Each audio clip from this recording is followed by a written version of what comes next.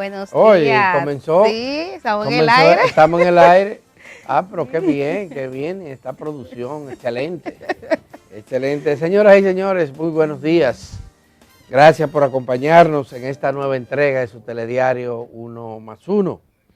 Aquí, como siempre, Adalberto Grullón y mi colega Milicen Uribe. Sí, es. Hoy jueves 23 de febrero, Jueves Adalberto. 23 de febrero, así es, del año 2023. Ay, 23 del 23, ahí está, para lo que Así llevan es. las cábalas, ahí está. Muchas noticias. Ayer el presidente Luis Abinader se movilizó por distintos lugares del país, participaron en actos públicos. El hombre está muy intenso. Sí, muy activo. Muy activo. Uh-huh. Se supone que ese discurso está elaborado hace tiempo, porque ahora no es posible que lo haga. No tiene tiempo. No, de noche y de día anda el presidente. Bueno, Ayer, el lunes yo te contabilizaba que tenía una agenda con 7 actividades, Adalberto. Y ha habido días en la que ha llegado inclusive a 11. y hay algunas de esas actividades que debe dejárselas a los subalternos. Sí. No tienen tanta Bueno, trascendencia. recientemente el presidente encabezó en Villa Altagracia, tu tierra, una sucursal, la apertura de una sucursal del Banco de Reserva. Sí, Eso sí. no era necesario. No, y sobre todo porque esa sucursal tiene más de 6, 7 meses Operando. ya operando en Claro. ese pueblo. Pero bueno, se está desplazando por distintos lugares del país. Ayer inauguró la ampliación, la remodelación, si tú quieres, el Paseo de los Indios, Sí. se llama ahí en el Mirador Sur. Mirador Sur, esa es una actividad de la alcaldesa. Sí. Debió la dejarle ese alcaldesa. escenario a Carolina ahí. Sí, y a don Hipólito También. Mejía, que debió de estar ahí también presente por su relación con la alcaldesa.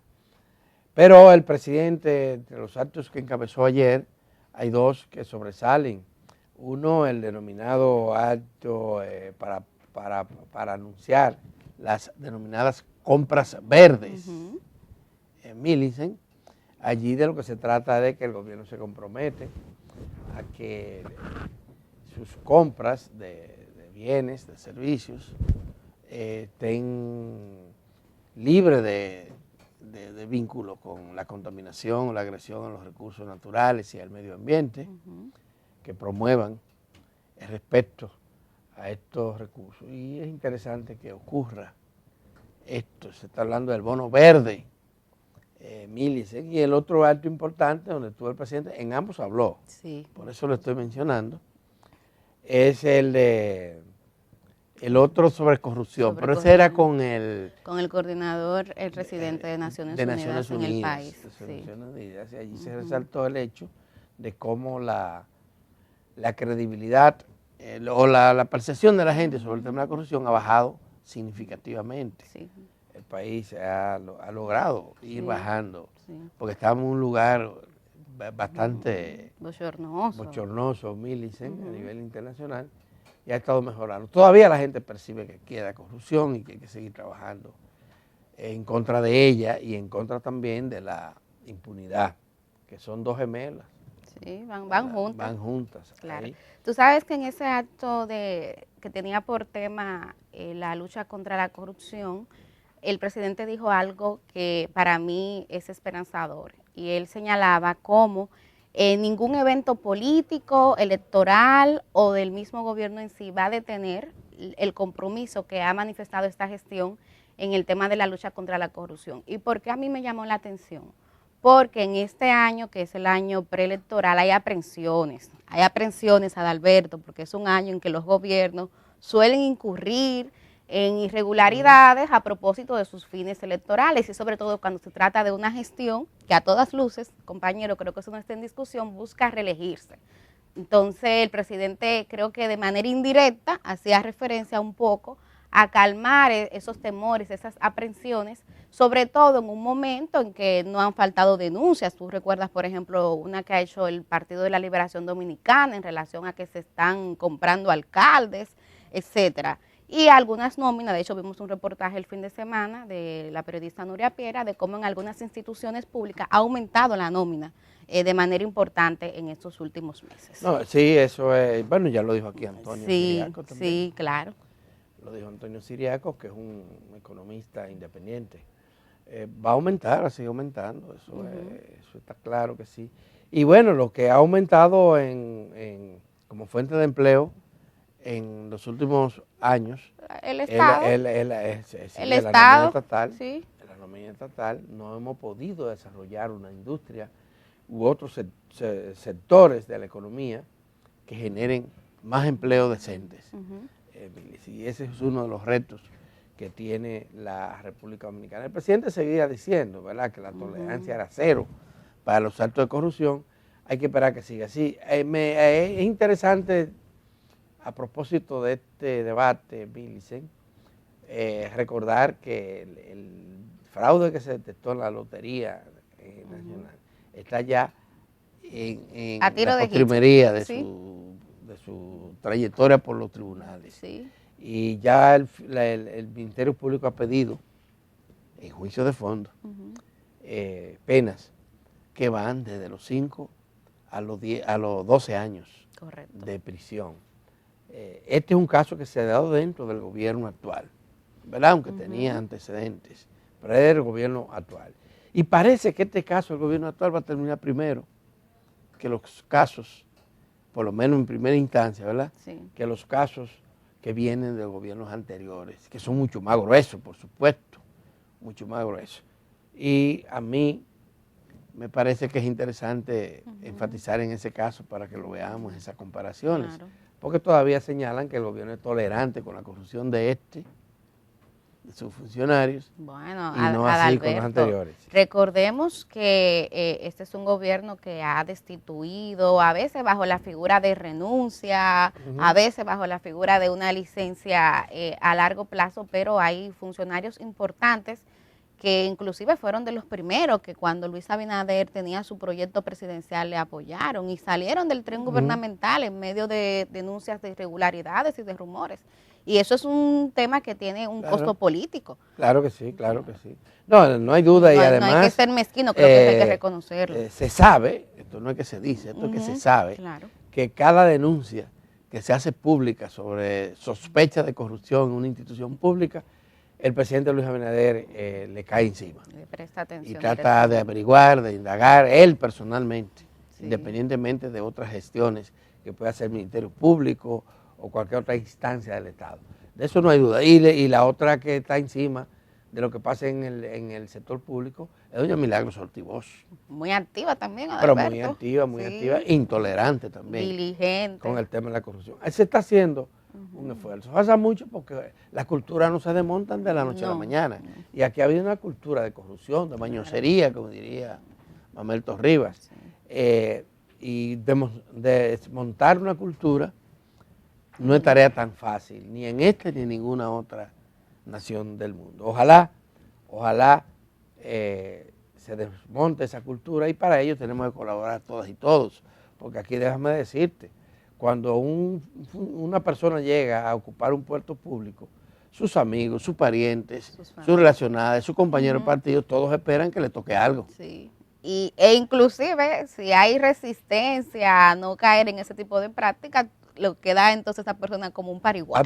No, pariguayo no. Y se somete a una presión, exactamente, malagradecido. Miren. Entonces eso tiene que cambiar, tiene que cambiar. El Estado no es un botín que se puede repartir, ¿verdad? Ganariamente. No lo es y debería ser una institución cada vez más respetada, lo cual no ocurre. En otro orden, Millicent, el lunes, como ustedes saben, el presidente Luis Abinader deberá de ir a las cámaras legislativas a rendir cuentas. Correcto. Y ya es tradición que en esa rendición de cuentas haya también un discurso político a la nación. Se esperan cambios, inclusive, que se han anunciado, si no hay, por lo menos simultáneamente, como lo hacía el doctor Balaguer y otros gobiernos, acá, inclusive Hipólito Mejía, de que se cambia, se mueven piezas dentro del tren administrativo. Y los rumores andan por todos los lados, por ahí. Inclusive dicen, tú hablabas de compra. Sí. La mudanza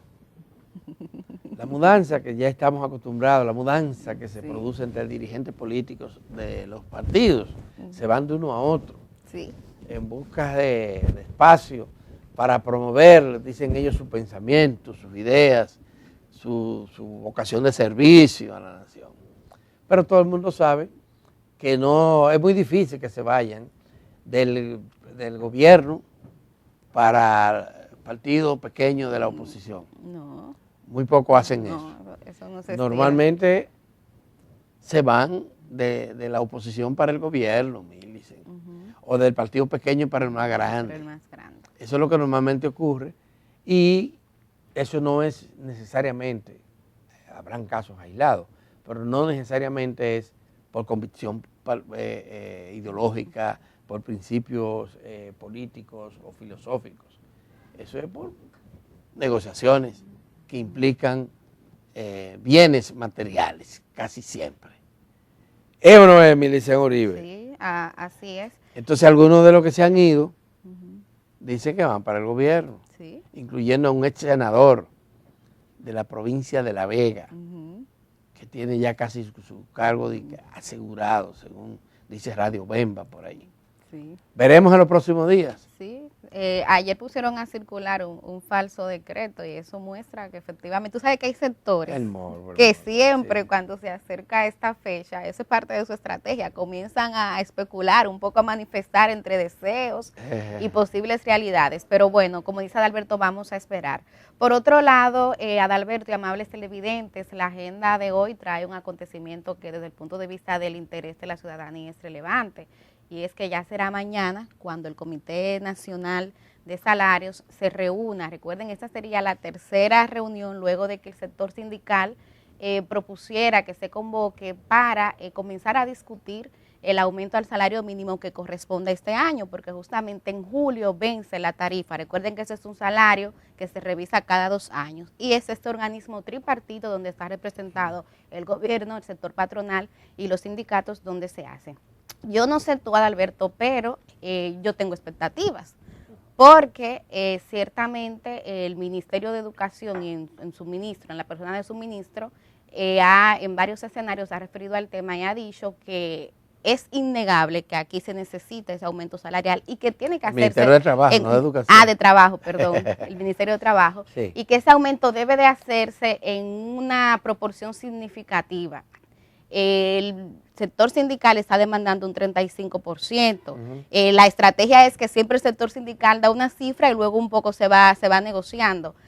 Pero si partimos de la experiencia pasada, de la vez más reciente donde se revisó el salario, hay que decir que se hizo en un tiempo récord, un poco comparando con lo que había pasado históricamente, y lo otro es que también la proporción, Adalberto, del aumento que se hizo en ese momento fue también una de las más altas.